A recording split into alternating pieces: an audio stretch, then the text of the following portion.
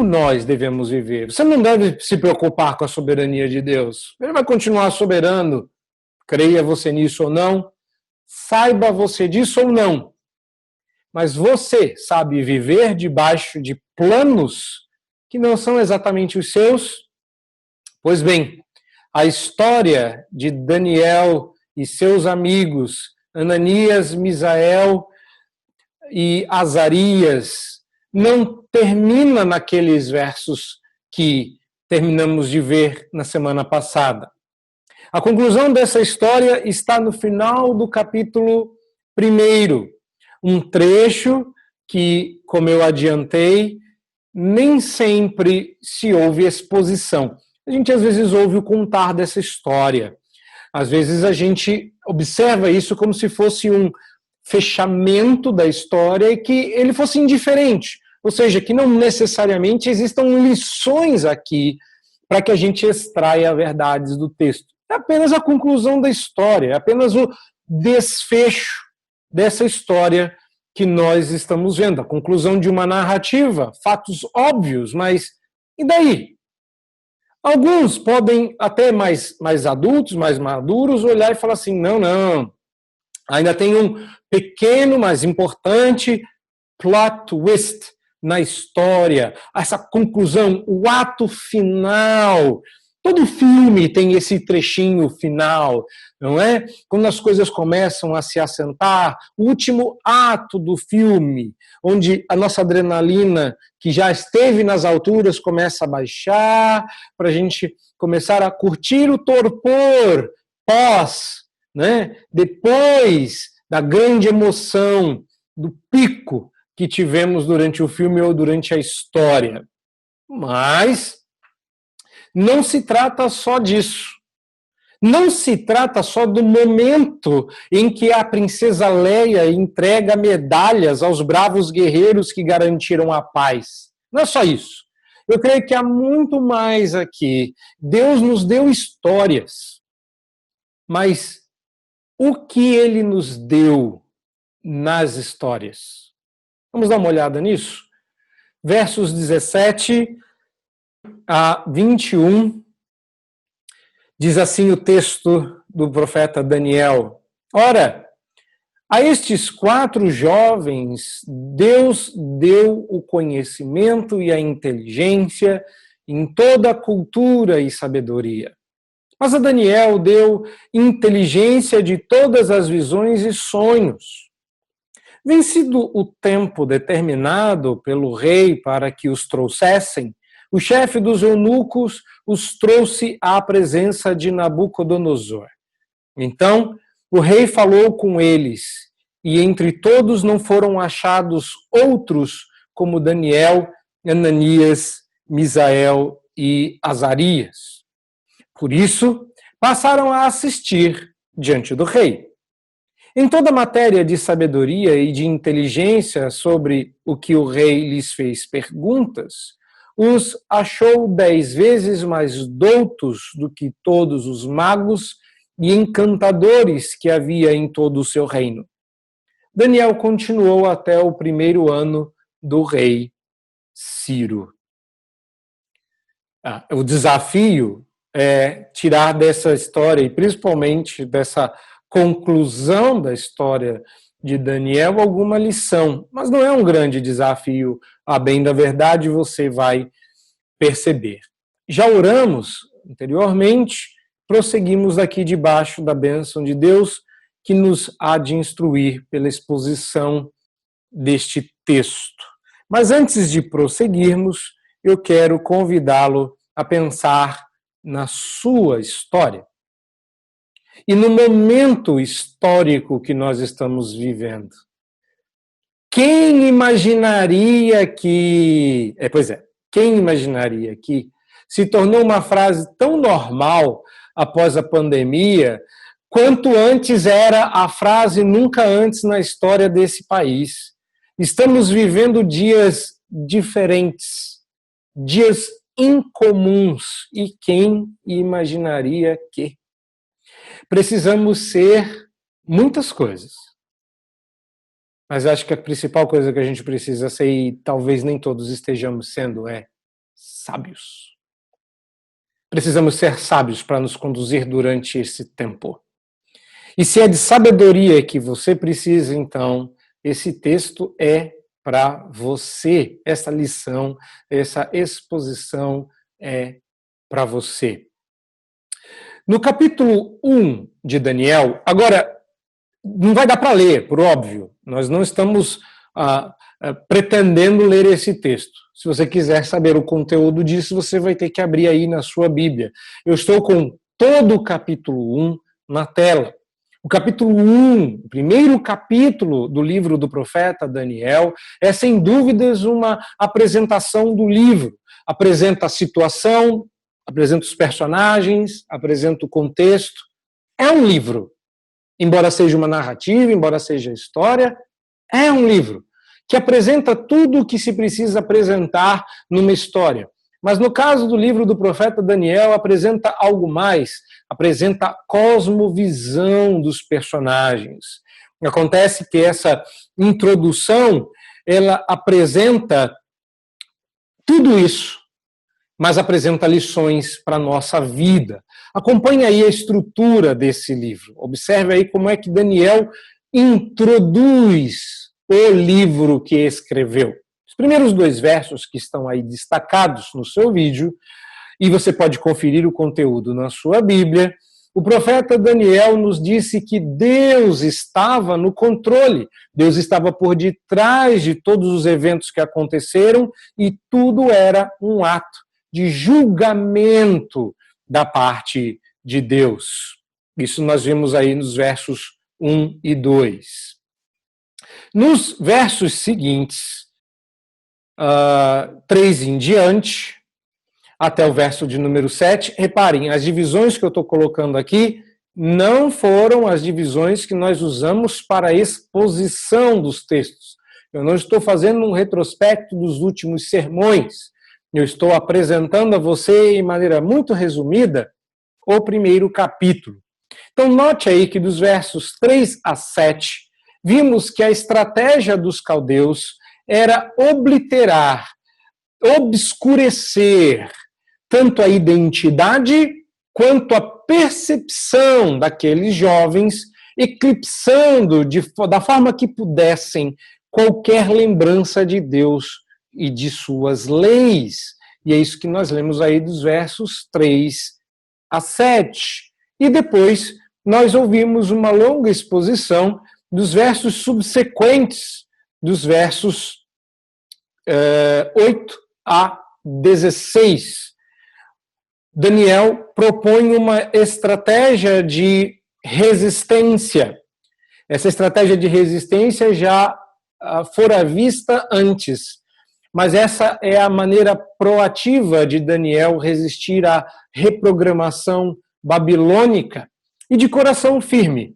Foi abençoado por Deus com favor da parte do chefe dos eunucos e do cozinheiro-chefe, quanto ao pedido que fez e quanto à dieta e os resultados que ela lhe rendeu.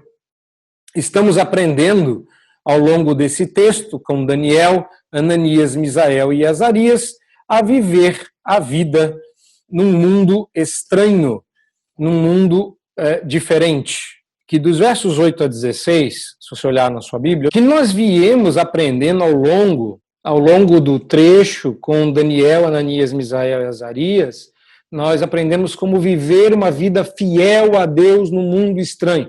Essa é a frase que você precisa anotar aí.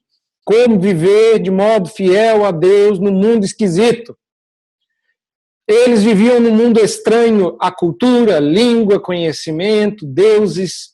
Nós também, que mundo esquisito nós também estamos. E a pergunta é como é que se vive de modo fiel. Mas não somente isso. De maneira muito específica, hoje, eu quero convidá-los a considerar uma vida debaixo de um Deus soberano. E quando a gente olha para esse trecho final, o capítulo 1 que está chegando ao fim, nós temos muitas lições, eu adianto que temos, eu vou selecionar 3 que eu considero as mais importantes, uma eu vou até ter que deixar de fora para usá-la posteriormente, Mas nós não estamos falando aqui de um trecho fácil. Eu acho que essa é até a razão pela qual muita gente pula esse trecho e vai direto para as partes importantes e usa isso aqui só como uma conclusão, porque ele é complicado em termos temporais, em termos de construção, não é? Mas o que você tem aí, na verdade, é um sumário, é uma sinopse de muita coisa. Resume o que vem antes e também resume o que vem depois. Vá seguindo aí com os olhos um pouco da estrutura do que você tem dos versos 17 em diante até o 21. Há basicamente dois grandes resumos aí. Um resumo geral, que é o verso 17, e depois do 18 a 20, um resumo mais histórico. Ou seja, do 18 em diante, conta o que aconteceu de fato, não é? Mas no verso 17 você tem um resumo. É como se fosse uma conclusão, a linha conclusória. E depois, do 18 a 20, conta-se a história. Existe uma conclusão teológica e uma conclusão histórica, ainda que a parte histórica carregue bastante teologia. Uma outra coisa que é importante você notar nesses versos finais é que há uma certa distinção, uma certa ênfase na pessoa de Daniel. E eu acho que, porque a gente não entende de livros, de enredo, e fica muito focado em extrair de Deus a mensagem de sua Bíblia, as lições, nós nos esquecemos de detalhes importantes. Meus irmãos, não estranhem que Daniel receba um certo destaque no livro que tem o nome dele. O livro é dele. Quem será que é o personagem que receberá aí? Qual dos 4 foi chamado para ser profeta? Todos eles eram homens crentes, ou se tornaram ao longo do tempo homens maduros, e crentes sempre foram.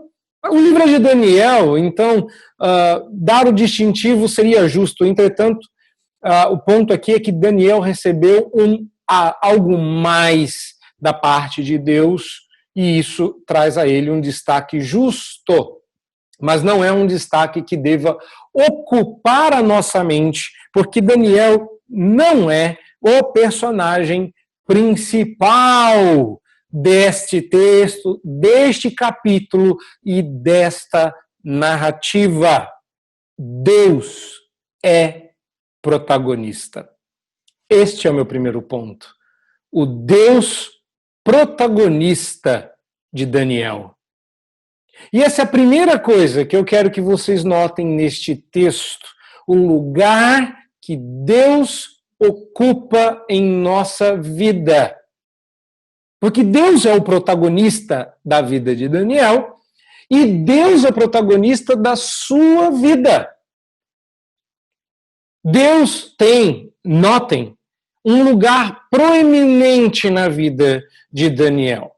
E este capítulo é uma conclusão. Então, quando você conclui o texto, ou conclui o filme, o enredo, o livro, coisas que foram vistas ao longo desse processo são repetidas de modo que elas fiquem, assentem nesse finalzinho.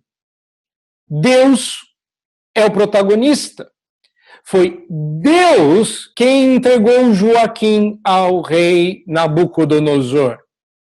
Foi Deus quem fora roubado quando os artigos de sua casa foram tomados. Foi ele quem foi atacado quando as mentes daqueles jovens foram convidadas a esquecê-lo como a fonte de todo o bem. Foi Deus também quem concedeu o favor por parte do chefe dos eunucos.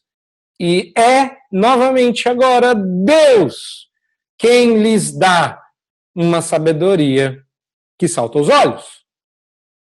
Da forma como eu vejo, essa é a primeira lição que aprendemos com Daniel. Como apresentamos nossa vida? Daniel está apresentando a vida dele. Está claro. O livro é dele, a história é dele, os amigos são dele. Mas esse não é um livro sobre ele. A história da vida dele é a história de Deus. E à medida que sua vida nos é apresentada, nós somos apresentados ao seu Deus, que ocupa um lugar de destaque, como se a vida de Daniel não fosse sobre ele, mas sobre Deus. Meus irmãos, às vezes nós somos tão míopes espiritualmente falando. Você sabe o que é miopia? Talvez você não tenha esse defeito nos olhos, eu tenho. Eu ilustro sempre com isso, porque é a verdade da vida e dos olhos. Eu enxergo mal e mal de perto, de longe eu preciso de óculos. E longe já começa a ser perto. Miopia é a capacidade de só enxergar bem quando algo está muito, muito, muito perto. Miopia espiritual é quando a gente acha que a nossa história é sobre nós. E tudo que a gente enxerga somos nós, nossa história, nosso problema, nossos dilemas, nossos sentimentos. E a miopia espiritual faz com que você interprete que a sua história é sobre você. E que nós somos os personagens principais da nossa história. Porque, afinal de contas, o mundo orbita em torno de nós. Quando, na verdade, o enredo da nossa vida é que caminha no sentido de revelar Deus. Quando você olha para esse texto, especificamente dos versos 17 a 21, nós somos lembrados aqui que tudo que eles passaram, tudo que eles experimentaram, foi dado por Deus. Deus deu o rei, Deus deu compreensão, agora Deus dá sabedoria. Dá até para pregar esse texto em Samuel. Aí, ó. As bênçãos que Deus deu em Daniel 1. Deus deu, sem dúvida, e Deus é o grande personagem do livro e da história de Daniel. Da maneira como eu vejo, o verso 17 já abre dizendo que Deus é o grande protagonista da história. Ponto. Seja sua, seja minha, seja do mundo.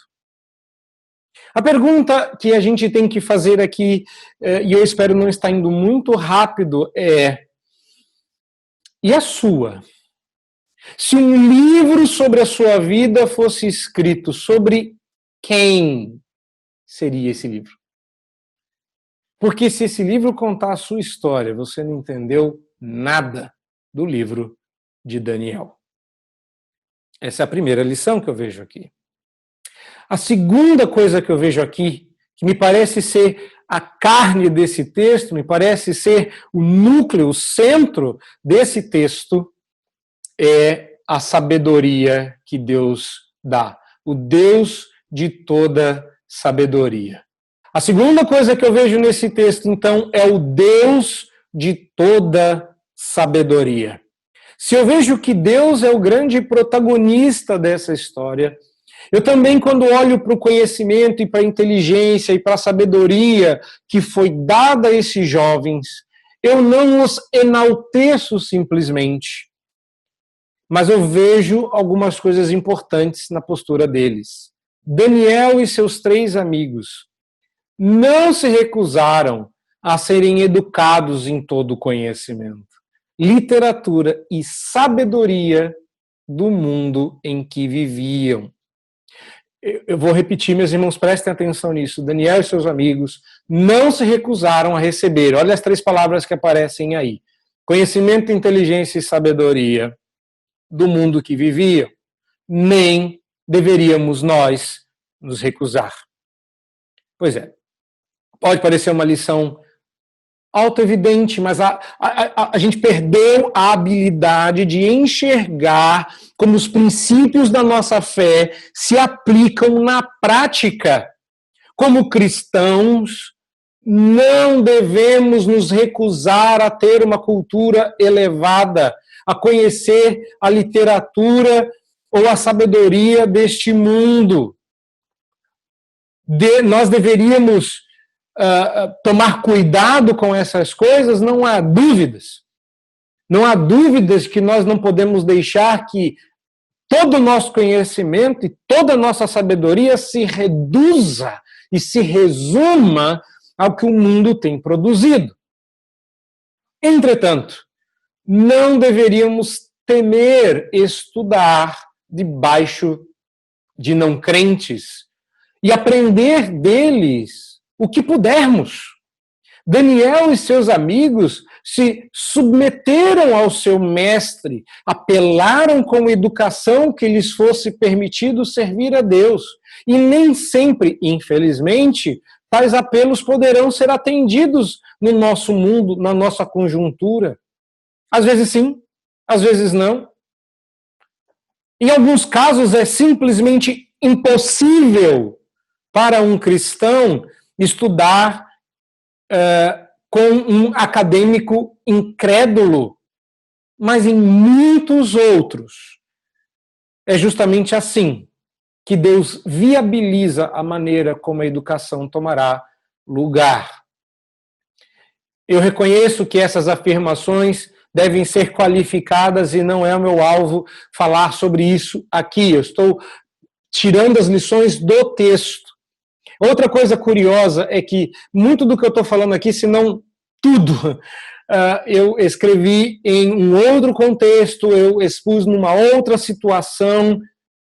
Eu não estava pensando em nada do que nós experimentamos nos últimos 5, 7 anos. Mas, e especificamente esse ano. E por mais óbvio que essas coisas pareçam, e por mais certo que você as enxergue, eu não estou dizendo que você deve terceirizar o pastoreio do coração dos seus filhos. Eu acho que a história de Daniel deixa cristalinamente claro que os pais desses jovens fizeram um bom trabalho e estes jovens responderam a esse bom trabalho positivamente. Está claro que esses jovens receberam base sólida, onde o vento sopra e não derruba a fé desses rapazes. O problema é que a gente nem sempre dá a tal base, mas quer que Deus mantenha a parede de pé como que por milagre, ou que impeça o vento de soprar. Mas não é assim que a vida funciona. Não é assim o mundo que nós vivemos. Quando a gente olha para esse texto, nós temos que aprender que o que nós temos que aprender aqui? Que nós precisamos reconhecer que todo conhecimento e sabedoria que esse mundo possa nos dar é uma bênção de Deus. Ou você não está lendo aí que o conhecimento e sabedoria cultural e filosófica que os caldeus deram para esses jovens, por ordem e direção de Nabucodonosor, foi percebido por Daniel e seus amigos como um presente de Deus. Ora, a esses 4 jovens, Deus de Israel deu o conhecimento em toda cultura e sabedoria. Foi Deus que deu o conhecimento babilônico. Deus não é contra o conhecimento acadêmico, Deus não é contra a ciência ou qualquer coisa que o valha em áreas que nós nem sempre conectamos diretamente à piedade. Como se Deus fosse um Deus religioso. Não, Deus que controla tudo o que conhecemos, sabemos e produzimos no mundo. Daniel não foi diferente de Moisés, educado na corte de Faraó, com grande conhecimento cultural e filosófico de sua época. Daniel foi formalmente ensinado na filosofia pagã dos caldeus e ele entendeu que isso fora um presente de Deus. Ah, mas eu não devo saber, eu não devo me esmerar em conhecer as vãs filosofias desse mundo. Ah, é? E como você vai fazer para envergonhar as tolices desse mundo se você não as conhece? Observe esse texto e essa história. Essa primeira lição é sim uma bênção de Deus. Eu vou falar do desfecho disso. Calma que eu vou falar de como esses rapazes conseguiram superar os caldeus no conhecimento dos caldeus. Isso é a coisa mais horrível que existe. É como se uma pessoa que não fala a sua língua falasse a sua língua melhor que você. E acontece. E acontece. Já aconteceu. Eu não vou falar qual das duas, das muitas filhas que eu tenho, mas uma delas chegou a tirar uma nota em inglês maior do que colegas de sala que falavam inglês desde a infância, sem ser a língua dela. Para não falar, né? A gente sempre fala de XYZ, vamos falar dos filhos, né? De quem a gente tem grande orgulho e alegria. Segunda coisa que você deve entender aqui, meu irmão, não está no texto não, mas eu preciso fazer essa ressalva, porque é autoevidente. É autoevidente. Não está escrito. Mas se você olhar para o capítulo 1, você vai ver o que eu vou falar agora. É que a sabedoria de Deus, a sabedoria que Deus nos dá neste mundo, a filosofia que a cultura nos dá, tudo isso é muito bom e é bênção de Deus, mas nada que esse mundo possa nos dar se compara com a sabedoria de Deus em Cristo. Não tem nada comparável a isso. É muito bom conhecer, a gente deve, esses meninos se tornaram pessoas cultíssimas. Mas a sabedoria que eles tinham por parte de Deus era infinitamente superior, eles nunca abriram mão disso. Abraham Kuyper, pastor reformado holandês, estadista, foi primeiro-ministro, proeminente teólogo, editor de jornal e reitor de universidade. Um homem extremamente culto, acreditava que o novo nascimento nos dava grande vantagem acadêmica. Claro, eu não quero aqui trabalhar toda a teologia de Kuyper, mas tem uma coisa que é importante você entender aqui.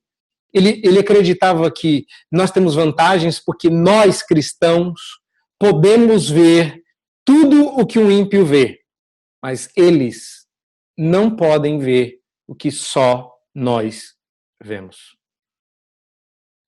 Não é uma vantagem? É igual ser normal. Perdoe a brincadeira, eu não quero ofender ninguém, mas se você se sentir ofendido, receba da parte de Deus. Mas é como ser amigo de vegetariano. A vantagem de você não ser é que você come tudo que um vegetariano come, mais o que ele não come. Essa é a vantagem de você ser um crente. Você consegue saber tudo o que um ímpio sabe, mas você vai saber aquilo que ele não pode, porque esse conhecimento lhe é dado pelo Espírito Santo. Daniel e seus amigos buscaram se manter fiel a Deus no meio de uma educação pagã e não foi mantendo as tradições de Judá. Eles mantiveram, foi as promessas de Deus. E por que isso aqui é tão importante? Porque olha só ao redor, o paganismo crescente que nos envolve e nos engolfa. E nós, temerosos, perdemos oportunidades que Deus nos dá. Eles nunca negociaram princípios de fé. Eles não se contaminaram, nem filosófica, nem pisticamente. Oi? Peraí, pisticamente. Ok, nota de rodapé. O que é pístico?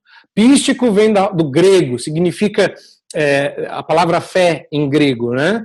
Significa tudo aquilo que é relativo à fé. Pisticamente, como é que você vai falar fé, mente, né? Feticamente, que esquisito, que estranho, não dá para falar. Então, tudo aquilo que é relativo à fé é pístico, tá? Então, portanto, nem filosófica, nem pisticamente. O problema do cristão é conhecer o conhecimento secular e negociar sua fé por causa disso. Então, você tem duas opções: apelar para a ignorância, é melhor não saber e manter crente, porque quanto mais ignorante e burro, mais crente você é, que é uma tolice. E a outra tolice: separar em dois universos, quebrar a sua cosmovisão. Olha, meus irmãos, por um lado, você peca se você for isolado, esquisito, se tornar parte de um grupo exótico, estranho. O outro, você peca porque você abraça heresias, você negocia princípios, você se compromete. E tem muitos assim. Aliás, esses grupos são os grupos dominantes. Ou você é um doido que não quer saber das doutrinas, do conhecimento, da filosofia do mundo, você é um cidadão do reino do céu, você lê só a Bíblia, você é santo, puro, só entra coisa boa, só entra bênçãos. Ou então você é do tipo evolucionista de segunda a sexta e criacionista de fim de semana. Esses meninos aprenderam. E aprenderam bem aprendido. Isso não significou que eles eram menos crentes do que antes. Eu morro de medo que meu filho estude tal coisa e perca a fé. Então ensina ele desde já a ser crente como esses meninos foram, porque eles souberam toda a cultura melhor e mais profundamente do que os que estavam imersos nessa cultura desde a infância. Deram show, deram banho e não deixaram de ser crentes por um minuto, pelo contrário. Muito pelo contrário, e a história deles vai mostrar. Então, se você acha que seu filho vai perder a fé dele porque ele está conhecendo muito, ou que o jeito é enfiar a cabeça dele dentro de um buraco para ele ser uma ema espiritual, você errou. Você não entendeu o ímpeto desse texto. Porque esse texto diz uma terceira coisa. Diz que não só Deus é o grande protagonista dessa história, e que Deus é o grande dono de toda sabedoria, conhecimento e inteligência, mas que também Ele nos chama para servir o Rei. E nessas horas eu queria muito servir o Rei Jesus sempre. Mas às vezes nós somos chamados para servir Nabucodonosor. O rei Nabucodonosor, diz o texto, após 3 anos de treinamento, entrevistou os candidatos. Esse trecho que eu vou ler agora, para mim, é bastante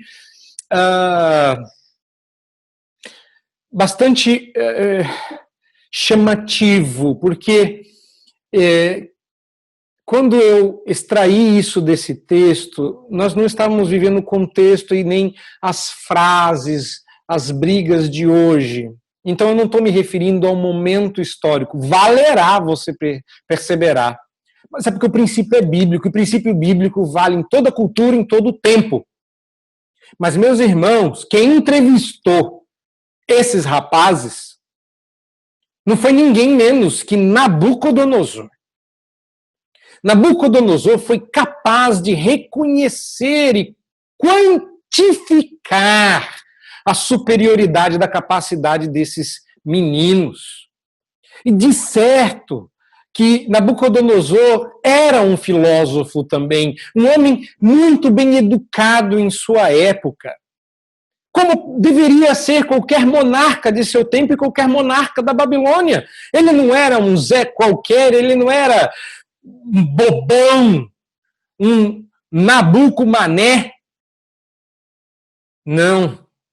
Nabucodonosor fez questão de entrevistá-los pessoalmente. E aqui é só um detalhe, não é a lição do texto, mas é um detalhe. Que desgraça um líder da nação pode ser quando ele é uma pessoa ignorante, sem habilidades, inculto. E isso eu não escrevi por causa de agora.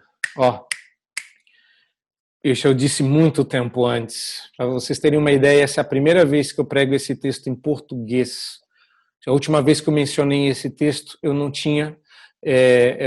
teria falado ele em português, teria falado ele em inglês. Essas coisas que eu estou falando, eu tive que traduzir, meus irmãos. É verdade em qualquer tempo, cultura e nação. Tá? Não é uma inclusão artificial por causa que eu sou esse ou daquele. Esquece isso. Olha para o texto. Olha para o texto. Hoje a gente está pedindo que o Deus dê sabedoria aos nossos governantes, porque de um lado, de outro, para cima e para baixo, o que a gente vê é tolice em cima de tolice, porque lhes falta o que nós podemos ver. Isso não era diferente na época de Daniel, isso não era diferente há 200 anos atrás, isso não era diferente há 20 anos atrás e não era diferente há 20 minutos atrás. Vai continuar sendo verdade 200 anos para frente se Cristo não voltar. Nós vamos voltar ao nosso ponto. Retornando aqui ao nosso ponto. Eles passaram a assistir diante do rei. Após 3 anos, eles se apresentam diante do rei e o material que está sob exame está dentro deles. Não dá para ver.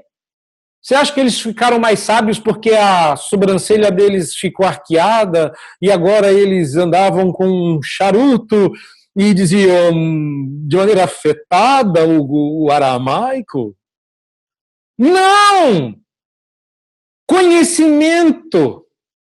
Nabucodonosor não bateu o olho neles e falou: vocês estão com a carinha de sábio, vocês estão parecendo mais sábios. Não, ele olhou para ver se eles estavam fofinhos. Isso ele olhou mesmo. Tinha que estar forte, tinha que ter espaço para caber conhecimento. Mas a gente gosta mesmo de visual, meus irmãos. A gente gosta de bater o olho e falar assim: esse aí tem cara de sábio, esse aí tem cara de bobo. O que Nabucodonosor estava avaliando, só a boca poderia revelar do que estava cheio o coração. E eu fico alarmado de ver como a cristandade insiste que o distintivo cristão está em coisas superficiais, mas não na profundidade. Nós queremos ou parecer iguais, que é uma lástima, ou nós queremos ser tão diferente que a gente fica esquisito. O pessoal olha e fala: ih, é crente, olha lá, tá vindo. Como é que você sabe que é crente? É o jeito como você anda. É a maneira como você se veste. Não, eu acho que você também não deve se vestir para parecer que você é tão do mundo que a pessoa olha e fala: você deve ter vindo do inferno por causa da roupa que você está vestindo. Não é isso. Mas Jesus nos alertou deste perigo. Você pode abrir a sua Bíblia aí, porque hoje em dia está rápido, em Lucas 16:8. E você vai ver que Jesus já nos alertava que os filhos do mundo são mais hábeis na sua própria geração do que os filhos da luz. E ele não fala isso do tipo, é assim mesmo, né? Ele diz assim: não, está errado. Vocês deviam ser sagazes como a serpente, ainda que puros como a pomba. Acho que é o segredo de você ter bastante conhecimento cultural e não se tornar aculturado por causa disso. Outra coisa importante é que estes jovens sabiam o que o sábio pregador dissera em Eclesiastes 2:26. Eu sei disso porque eles fizeram menção à oração de Salomão. Então, 2 textos de Salomão. O primeiro em Eclesiastes 2:26, porque Deus, olhem, dá sabedoria, conhecimento e prazer ao homem que lhe agrada. Mas ao pecador dá trabalho, para que ele ajunte e amontoe, a fim de dar àquele que agrada a Deus. E a conclusão que nós temos no texto é: isso também é vaidade e correr atrás do vento. E mais, meus irmãos, diz que o final, o resultado disso é que eles passaram no teste de tal forma que eles foram trabalhar na corte, assistir diante do rei. Eles sabiam de Eclesiastes e sabiam de Provérbios 22:29. Vês um homem perito em sua obra? Perante o rei será posto, não entre a plebe. Está em Provérbios. O rei Nabucodonosor, chegou a hora de eu falar, os achou 10 vezes mais sábios. E ganhou o concurso, hein? Primeiro da sala, não é isso? Não. Olha o texto. Estou olhando para as meninas daqui. Olha o texto, meus irmãos. Eles não ganharam um concurso eles foram o melhor do grupo de judeus que estudou durante os 3 anos.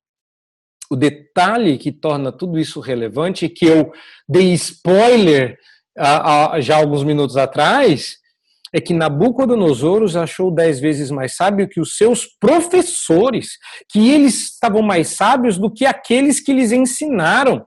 Eles não eram mais sábios que seus colegas, eles superaram seus mestres. O texto diz que eles eram 10 vezes mais sábios que todos os magos encantadores que havia em todo o reino. Todo o reino. Nabucodonosor vem há anos trabalhando com uma equipe de magos, sábios e conselheiros. De repente ele encontra 4 jovens que lhes parece não o dobro, nem o triplo, mas 10 vezes melhor do que o grupo que ele já tem há alguns anos. Que destaque, hein?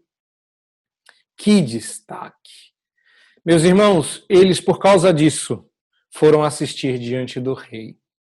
Não tema receber grande porção de sabedoria ou riqueza. É horrível, eu sei. Eclesiastes diz que quanto mais você sabe, mais dor você vai ter, mais enfado você vai ter. Quanto mais você conhecer, mais as pessoas vão te achar maluco, doido, diferente, do outro planeta, saiadinho. Eu sei disso. Mas não tema. É a bênção de Deus, porque Deus te chama para servir e fazer grandes coisas. Não tema receber grande porção de sabedoria, não tema receber grande porção de riqueza. Deus, às vezes, alça alguns para abençoar a todos. Seja um sábio e demonstre a sabedoria celeste onde você estiver. Seja em casa, seja na escola, seja no seu trabalho, porque o que se espera de você é que você sirva onde Deus te colocar. E Ele pode te colocar na presença do Rei. E se você não estiver preparado? E se você não tiver condições? Já pensou que vergonha teria sido se esses rapazes não se destacassem e fossem mandados para o interior da Babilônia, porque eles não prestam para atender à presença do Rei? Pois bem, esse não foi o caso desses rapazes. Oportunidade, meus irmãos, Deus acaba oferecendo a muitos, mas nem todos têm a condição de abraçá-la. Não tema. Se Deus te deu e você está sendo preparado, olha, abrace a oportunidade se você foi preparado para Deus, para tanto. Esse é o ponto que eu disse que eu não vou me aprofundar, porque as habilidades diferenciais de Daniel serão abordadas mais à frente. Eu vou voltar a esse texto. Daniel apenas resume sua história, explicando que ele serviu até o fim de sua vida no exílio. A nota que Daniel faz aqui é histórica, mas eu vejo um fundamento teológico. E é um detalhe, não é? Ele diz o que aconteceu, mas no finalzinho ele traz uma nota histórica. Daniel continuou até o primeiro ano do rei Ciro. E, olha, eu passei a infância sem ouvir essa frase. Porque quem é que já não foi ensinado na história das escolas dominicais infantis que os amigos de Daniel e Daniel ficaram 10 vezes mais sábios que seus colegas? Primeiro que a interpretação estava errada. Quantas vezes você ouviu que Daniel continuou até o primeiro ano do rei Ciro? Sabe por que ninguém fala disso? Porque ninguém sabe o que isso significa. Significa que Daniel, meus irmãos, viu o fim, mas não desfrutou dele. Significa que ele estava vivo para ver Ciro e o fim do exílio começando. Daniel foi aquele profeta que recebe Jesus no templo e diz: agora o Senhor pode despedir o seu servo em paz, porque meus olhos viram a redenção de Israel. Não entendeu ainda? Ciro foi chamado por Isaías como Messias. Isaías 45 diz: eu levantei a Ciro, meu ungido. A palavra para ungido ali é Messias. Ele seria o homem usado por Deus para trazer o povo de Deus de volta ao lar. Daniel vislumbrou Cristo. Daniel viu e vislumbrou a fidelidade de Deus se tornando carne. E ainda que não seja pleno e tudo aquilo tenha uma mistura difícil de discernir, o ponto que Daniel coloca aqui é: eu servi fielmente a Deus até o fim. Eu fui fiel até que meus olhos vissem a salvação. E eu a enxerguei pela fé. Porque Daniel nunca voltou para casa. Esse é o tema do livro. Daniel não quer dizer vai estar tudo certo e no final todos vamos voltar. O tema da fidelidade de Deus em meio ao exílio é o grande tema pulsante no livro de Daniel e deve ser o tema da sua vida. A gente quer desfrutar de tudo, a gente quer receber tudo. A gente está numa época, numa cultura que nos ensina que tudo é para nós e que se a gente tiver que preparar e fazer e a gente não desfrutar, então não vale a pena se meter a isso. Daniel foi só até o primeiro ano do rei Ciro. Se ele viu o édito que foi usado posteriormente para libertar Israel, promulgado por Ciro, provavelmente não. O problema é que Daniel não precisava. Os seus olhos viram o rei e não era Ciro. Porque todos nós vislumbramos pela fé a nossa redenção, a Nova Jerusalém. Todos nós, como Daniel, recebemos por parte de Deus a graça de vermos nesgas da sua glória redentiva. Como que a luz atravessando as frestas, de vez em quando a gente enxerga um pouco do que Deus vai fazer no fim e é tão bom. Daniel viu de longe, mas morreu sabendo que chegara o tempo. Sim, Daniel passou, dizem os estudiosos, cerca de 80 anos, 70 foram o cativeiro, e ele nunca voltou para Judá. Olha para esse texto completo. O que é que você vê aqui?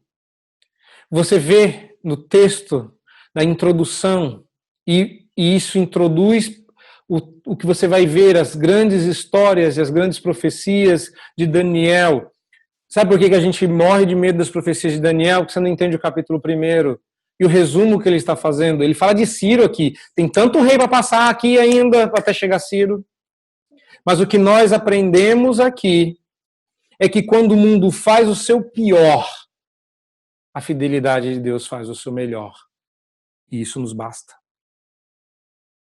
E a gente quer tanto ter uma vida tranquila, a gente se esquece que Deus não quer tranquilidade necessariamente para a nossa vida. Deus quer que a gente seja fiel para que a fidelidade dele seja vista. Nós aprendemos aqui que a nossa vida conta a história de Deus com Jesus, cuja comida e bebida era fazer a vontade do Pai. Assim também devemos nós. Mas a grande beleza disso, quando a gente olha para a história de Daniel e sabe que a gente não precisa ser como Daniel, é porque ela aponta para Cristo. Ele e sua vinda, sua história, sua obra, suas palavras, foi Cristo quem revelou o Pai. Que beleza! Ele não veio simplesmente ao mundo para aprender a sabedoria desse mundo. À medida que ele revelou o Pai para nós, Cristo em pessoa também era a sabedoria de Deus encarnada. Ou você esqueceu disso? Deus deu grande sabedoria espiritual e secular para esses jovens, mas Cristo era a sabedoria que anda pelas ruas gritando. Provérbios. Paulo se refere a Cristo como essa sabedoria que o mundo despreza como se fosse loucura. E é essa a conclusão do apóstolo Paulo. E é por isso que ele diz que a loucura de Deus é mais sábia do que a sabedoria dos homens. Porque Cristo é a nossa sabedoria. Não que a gente deva rejeitar tudo aquilo que Deus espalhou no mundo com sua graça multiforme. Mas porque Cristo é sempre infinitamente superior. E por fim, Cristo é quem falou com o rei, não é?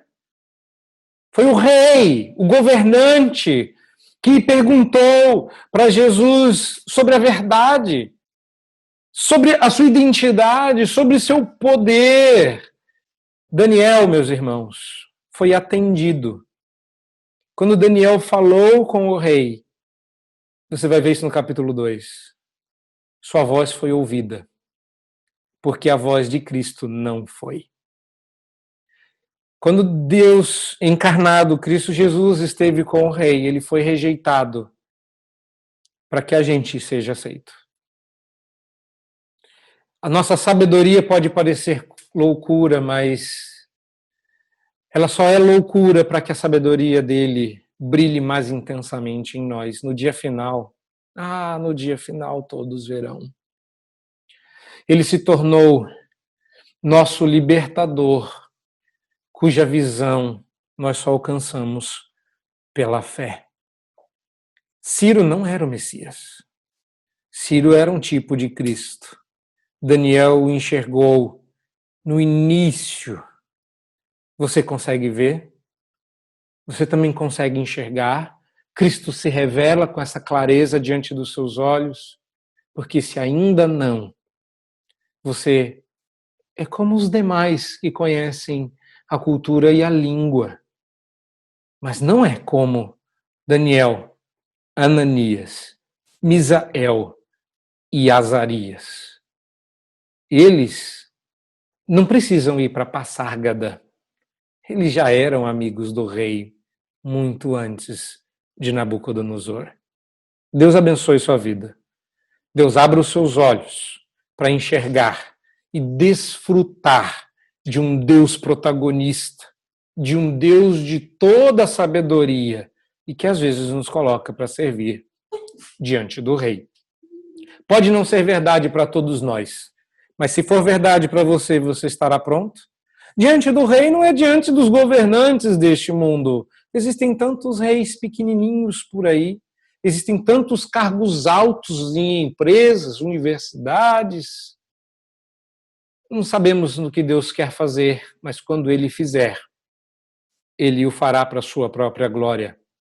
Você deve ser um instrumento apto para fazer brilhar esta luz. Feche os seus olhos, nós vamos orar e encerrar o sermão desta manhã, na expectativa de que Ele abençoe sua vida. Feche os seus olhos, vamos buscar o Senhor nosso Deus. Amado Pai, nós te rendemos graça. Primeiro por Cristo Jesus. Nada que nós façamos revela tão claramente a tua pessoa e a tua glória como Cristo fez. Falhamos no processo. Que vergonha que é quando a gente revela mais o nosso pecado do que a tua glória. E que bênção é saber que Cristo nunca falhou. Nós te louvamos porque Daniel foi um bom tipo de Cristo. Mas ele não nos redime. Não é sendo parecido com ele que seremos salvos.